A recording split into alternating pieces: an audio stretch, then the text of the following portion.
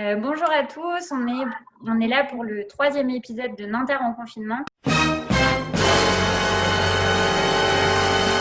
Aujourd'hui, on va parler du statut des intermittents du spectacle et on va commencer avec Christelle François. Bonjour Christelle. Bonjour. Alors, est-ce que tu peux nous expliquer ton métier, ce que tu fais d'habitude, tes activités? Ok. Alors, je vais vous parler effectivement de ce que je fais et du régime de l'intermittent. C'est pas un statut, c'est un régime en fait, fortement négocié de l'intermittence du spectacle. Donc moi, je suis Christelle et je dirige le collectif Sans mêler à Nanterre, qui est un collectif artistique depuis de très nombreuses années. Donc nous sommes effectivement en résidence à Nanterre. Mais nous avons la chance de pouvoir jouer et agir partout en Île-de-France et en région depuis très très longtemps pour faire notre boulot d'artiste, mais également beaucoup sur des questions d'égalité femmes-hommes où nous intervenons énormément et nous avons énormément d'objets, de spectacles, de diverses modalités sur ces questions, mais pas seulement. Moi, par exemple, je suis danseuse, chorégraphe à la base, comédienne également, et je dirige donc ce collectif que j'ai créé, que j'ai fondé en 91 à Nanterre. Voilà, Julie, je ne sais pas si tu étais née. Tout juste, j'avais 1 an. Voilà. Ok, super. Donc ça fait belle lurette et ça fait effectivement très longtemps, pas tout à fait aussi longtemps mais quasi, que je suis artiste du spectacle vivant, donc et sous le régime de l'intermittence du spectacle. Voilà. Voilà pour me présenter. Ok, super. Donc, est-ce que tu peux nous expliquer ce que c'est exactement le régime d'intermittent du spectacle? Alors, je ne vais pas rentrer dans des choses trop techniques que je ne connais pas d'ailleurs. En gros, bon, c'est quand même un régime, d'abord c'est un régime qu'on a conquis de nombreuses hautes et anciennes luttes, qui est sans cesse remis en cause et qui permet, c'est vrai que ce n'est pas un privilège, ce sont des droits conquis, mais qui permettent effectivement aux intermittents du spectacle vivant de cumuler, en fait, grâce à des charges très élevées payées par les employeurs, de cumuler donc des droits acédiques, mais qui leur sont, puisque nous sommes sur des cachets, donc ce qu'on appelle des CDD d'usage. En gros, on travaille une fois, on a un cachet une fois, et c'est fini. Donc, on peut avoir 4, 5, 6 cachets par mois, plus, moins, mois après mois, si possible, si on a la chance de travailler régulièrement, qui cumulent au fur et à mesure des droits acédiques, et on touche dès l'année suivante, donc d'année en année, on touche nos ARE, quoi, nos allocations, ce qu'on appelle nos allocations de retour à l'emploi, donc nos allocations chômage, en même temps que nous travaillons. On touche nos allocations chômage de l'année d'avant. Voilà. Donc, c'est un statut qui permet effectivement d'avoir tout de suite accès à nos allocations chômage alors que nous continuons à travailler. Le régime d'intermittence du spectacle, il faut en gros faire au moins un certain nombre d'heures par an, un certain nombre de cachets, un cachet représentant un nombre d'heures précises. Et une fois cumulé au minimum, donc c'est 507 heures par an, on commence à avoir accès à nos droits acédiques. Voilà, donc c'est un régime très particulier, que ce soit en Europe ou dans le monde, qui permet de soutenir et de protéger la profession et nos actions, nos activités, nos créations, mais c'est surtout pas un privilège, puisqu'en fait, ce sont nos charges qu'on paye, comme tout le monde, très, très élevées, bien plus élevées que la moyenne en France, et qui permettent de rémunérer nos allocations chômage au fur et à mesure. Voilà, en gros. Si je comprends bien, et dis-moi si je dis une grosse bêtise, mais donc là, pendant le confinement, même si tu n'avais pas d'activité, tu touchais du coup tes indemnités, enfin ton chômage. Mais par contre, ce qui va poser problème, ce sera pour l'année prochaine. Ce qui risque de Voilà. poser problème. Alors, en fait, comme tout le monde, enfin, en tout cas, comme tous ceux qui travaillaient pendant la période de mars, avril, mai, juin, juillet, là, on peut dire que jusqu'à septembre, voire plus, c'est quand même cuit au niveau des programmations, des spectacles, etc. Donc, effectivement, on a eu tous un certain nombre de dates qui ont sauté. Nous, personnellement, Collectif Sans Mêler, on a la chance d'être une structure qui jouons beaucoup, qui sommes beaucoup programmés. On a dû perdre pas loin en tout et pour tout, entre 30 et 40 dates, au moins jusqu'à fin juillet, depuis début mars jusqu'à fin juillet. Ce qui peut représenter, par rapport à une structure comme la nôtre et puis la petite équipe qu'on représente, presque une demi-année de travail. Sachant qu'il y a des périodes où les artistes travaillent beaucoup plus que d'autres. La période printemps-été, voilà, est très importante. Donc, nous, effectivement, côté annulation des dates, c'est quand même une catastrophe, même si on est un petit peu moins vulnérable que d'autres structures, parce qu'on a un petit peu de trésorerie, on a plutôt une trésorerie saine avec un petit peu d'avance, et qu'on a la chance d'avoir pu cumuler des cachets avant. Donc, comme on travaille quand même régulièrement, et pas mal, ça n'empêche qu'effectivement, jusqu'à ce que l'urgence sanitaire, enfin, que l'état d'urgence sanitaire soit levé, mais même qu'on commence à réouvrir les théâtres, les festivals, l'événementiel et autres lieux de diffusion de création, c'est sûr qu'en attendant, on ne fait pas de cachet, on ne travaille pas, et donc ça pose effectivement un problème qui se décale. Du coup, effectivement, on a eu des annonces comme quoi une année blanche, alors annonces qui ne nous ont pas pour l'instant été confirmées, en même temps c'est le président de la République qui les a faites, mais comme quoi une année blanche a été décrétée jusqu'à août 2021, de façon à ce que les personnes qui ne travaillent pas justement et qui verraient leur statut sauter du fait de ne pas avoir cumulé assez de cachets, auraient 6 mois, en gros à partir de décembre 2020 jusqu'à août 2021, pour se refaire. Sachant qu'entre-temps, on vit qu'avec nos acédiques, c'est-à-dire à peu près la moitié. C'est comme si toi, tu avais en tant qu'institut la moitié de ton salaire. Et puis, on ne cumule pas de cachet pour la suite, quoi. Oui, c'est ça. Donc, ça n'est que reporter. Voilà. Reporter le problème, parce que là, les solutions données par le gouvernement, c'est juste pour prolonger le régime d'intermittent, enfin permettre aux gens de rester intermittents, mais pas de compenser les pertes que vous alliez avoir. Du tout, donc ni compenser les pertes, et puis surtout, nous on ne demande que ça à travailler. Moi je ne demande pas à être payé à rien fiche chez moi, donc je demande que ça à travailler. Ce qu'on aurait aimé entendre, c'est d'abord un discours cohérent, c'est-à-dire entendre que d'un côté on réouvre les lieux de culte, et qu'à partir du 11 juin on réouvre certains parcs à thème, et en particulier le Puy du Fou qui brasse des centaines de milliers, c'est le plus grand d'Europe, des centaines de milliers de touristes. C'est vrai que d'un seul coup, ça nous paraît totalement incohérent et indécent même à entendre par rapport aux milliers d'annulations de représentations, de festivals, de concerts et autres. Voilà, c'est comme si les mesures sanitaires étaient très arbitraires, et c'est comme si le virus allait être sélectif sur les publics éventuellement cibles. Donc, sans compter qu'il y a eu quelques milliards quand même, beaucoup de débloqués. Donc l'argent magique, effectivement, semble bien exister, mais pas pour tout le monde, et qu'il y a eu des annonces de milliards débloqués, soit pour des grands groupes ou une industrie, une économie particulière, mais aussi pour le tourisme. Je crois qu'il y a eu 16 milliards pour le tourisme, et pour l'instant, nous, on est à 55 millions de soutiens qui ont été annoncés, qui ne sont pas du tout, on ne sait pas comment, quoi, qu'est-ce, à qui. Donc c'est vrai que le ratio, il totalement incroyable, indécent, insupportable à entendre. Sur un budget de la culture qui est de toute façon insuffisant tout le reste de l'année aussi. Voilà. Et en plus, ça laisse croire. Tout ça, ça peine les gens, ça peine les spectateurs ou ceux qui simplement sont amoureux de l'art ou pensent que c'est important d'avoir des artistes dans leur pays, même s'ils ne vont pas régulièrement les rencontrer.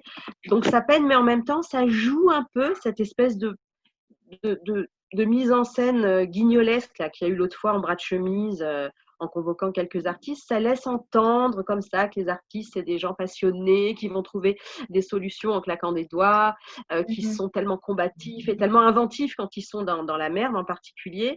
Et puis, ça laisse penser qu'on est surtout des gens qui sommes là pour notre plaisir, pour le plaisir et pour le divertissement, alors qu'au-delà de la nature particulière de l'artiste et sa présence particulière au monde, c'est quand même une énorme économie, c'est un poids économique énorme, c'est 2,2% de toute l'économie en France, et 2,2% ou 2,8% de l'économie et 2,2% des actifs en France.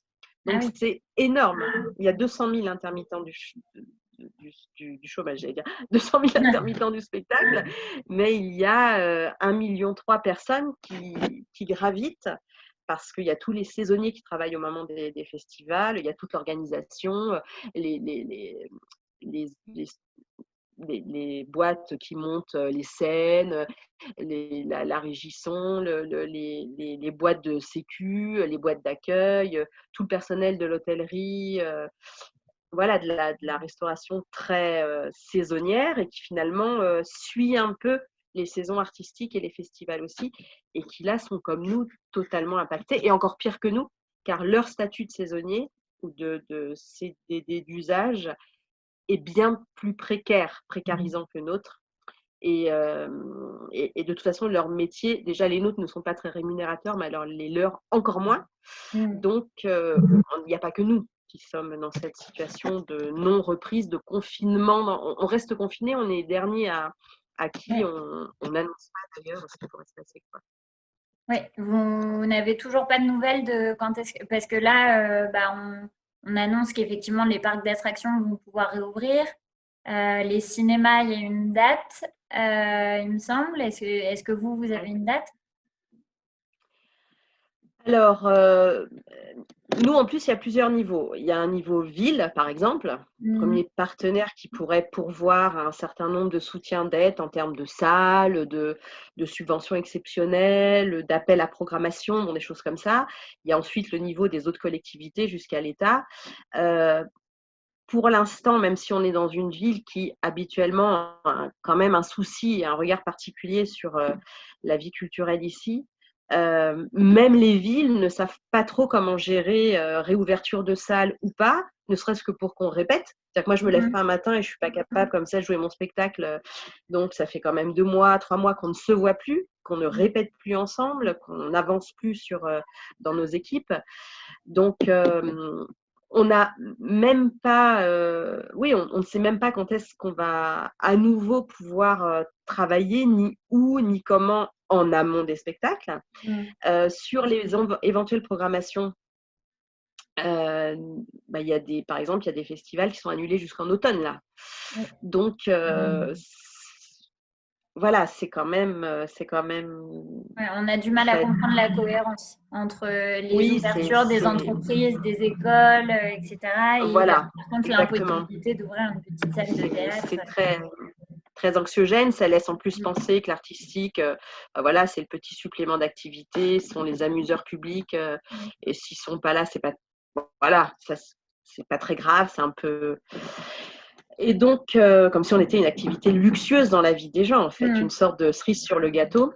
Et donc, c'est vrai qu'on n'a aucune certitude. Et non seulement pas de certitude, mais même pas la sincérité de personnes un peu perdues qui pourraient juste nous dire ça, on ne sait pas, et qui éventuellement nous associeraient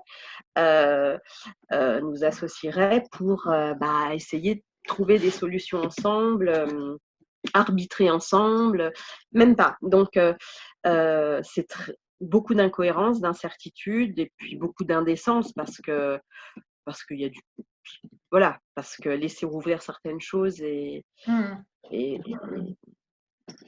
ça, c'est totalement incompréhensible en fait. Ça nous infantilise beaucoup en plus. Oui, on se demande comment sont prises les décisions et avec quelle cohérence, Voilà. parce qu'elles sont vraiment. Voilà. On ne comprend pas non plus dans l'éducation. Voilà, complètement. Oui. Donc, il y a beaucoup d'angoisse pour nous aussi, oui, c'est vrai. Oui. Est-ce que tu as d'autres choses à rajouter? Oui, moi, il y a quand même quelque chose qui me… Alors, deux choses. Une chose que j'ai déjà dite, c'est cette notion de profession et de métier. On n'est pas des racoleurs, on n'est pas des battleurs, on n'est pas des montreurs d'ours dans la rue. L'artiste, c'est quelqu'un qui travaille beaucoup, beaucoup, beaucoup, beaucoup, parfois seul, parfois en équipe, parfois chez lui, parfois dans des salles adaptées. C'est quelqu'un qui génère des savoirs, des savoir-faire, qui génère une mémoire aussi, parce que l'artiste, il effectivement résonne de quelque chose qui a à voir avec le monde dans lequel on vit. Donc, que ce soit le patrimoine artistique, culturel ou ce qui se passe actuellement dans la création contemporaine, forcément, c'est aussi une sorte de totem, de mémoire. Donc ça, c'est pour le bien. Moi, j'aime insister sur ce côté. On est aussi des professionnels, c'est aussi un métier exigeant, on est très laborieux dedans. Moi, en particulier, la danse, c'est quelque chose, faut se lever tous les matins, faire son training, et quel que soit son âge, sa santé, etc. Et d'un autre côté, il me semble très, très dangereux d'imaginer des sociétés sans espace, sans possibilité de fréquenter les œuvres contemporaines, les artistes et le travail vivant et présent, voilà, in situ, de l'artiste, et pas derrière un écran, et ni juste enregistré. Je pense qu'on appartient vraiment à un espace qui permettrait, avec tout ce qui, en particulier en période de crise, de rendre un peu mieux puissant, voilà, l'être, les personnes, de réintroduire du merveilleux dans un réel qui est quand même très anxiogène et très pesant, et finalement de participer à une œuvre émancipatrice. Alors non pas que nous sommes des engagés qui allons lutter sur les barricades, ça se peut, ça nous regarde, mais surtout parce qu'à rendre le monde un peu moins mortifère, un peu plus solaire et un peu plus merveilleux, même si c'est en jouant des tragédies ou en présentant des choses terribles, il me semble qu'on revitalise chacun, chacune, et que des personnes revitalisées, c'est des personnes qui résistent mieux. Et rien que pour ça, je pense que l'artiste, ses œuvres sont excessivement importantes à fréquenter de près, quitte à se faire postillonner, tuer dessus, etc., mais à fréquenter de près, à se laisser toucher par, à se laisser bousculer par. On est plutôt du côté de l'intranquillité que de la doxa, nous. Et je pense que ce n'est pas tout à fait par hasard que ces pouvoirs publics, que moi je trouve excessivement morbides et excessivement dévitalisants, pour pas dire criminels dans toute une série de décisions, c'est pas tout à fait par hasard qu'ils nous laissent aussi sur le bas-côté. Il y a voilà, on nous tolère, mais en même temps, ils savent qu'on représente, non pas nous personnellement, mais dans ce qu'on rend possible en chacun, peut-être une petite flamme, voilà, de nouveaux horizons. On est des semeurs comme ça, de petites graines, et je pense que ces gens-là en ont une conscience plutôt fine, et finalement se débarrasser peu ou prou de nous, pourquoi pas, ou nous rendre des animateurs, voilà, on peut devenir des animateurs sociaux sur les quartiers, on peut aider les instituts, tiens, pour la continuité éducative, je sais pas quoi. Par contre, tout le reste, eux, ils auront toujours leur place à l'opéra ou parce qu'ils vont préserver des choses élitistes, mais ils savent qu'il y a un danger à fréquenter des artistes, un danger un peu transgressif, donc voilà, je pense que ça les ennuie pas trop, qu'on s'assèche, mais on ne s'assèchera pas. Je pense qu'on ne s'assèchera pas. C'est Voilà. peut-être pas pour rien qu'il y a toujours les salles de théâtre et les manifestations qui sont interdites. Il y a peut-être un lien. Voilà. Okay. Il y a peut-être un lien, effectivement. Eh ben, merci beaucoup. Et puis, merci à toi. Bon courage pour la suite.